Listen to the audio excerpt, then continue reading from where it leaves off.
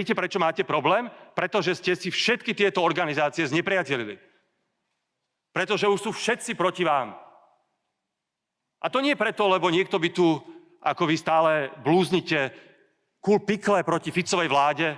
Celý svet sa spojí proti Ficovej vláde, britská vláda, CIA, Gruzínci a ešte aj Slovenská akadémia vied a odbory. To tak nie je.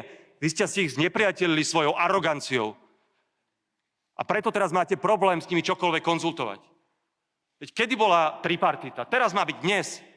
V momente, keď je to na vláde schválené, keď o tom diskutujeme v Národnej rade, tak je prvá tripartita ku konsolidačnému balíčku. To je absolútna nehoráznosť. A keďže ste takýto arogantní a keďže ste si znepriatelili všetky kľúčové segmenty spoločnosti a ste izolovaní, tak samozrejme nemôžete mať žiadnu diskusiu, lebo sa aj bojíte.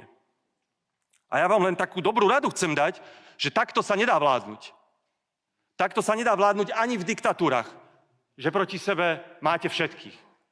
A že si znepriatelíšte všetkých, že útočíte na všetkých. Od odborárov cez podnikateľov, kultúru až po vedcov.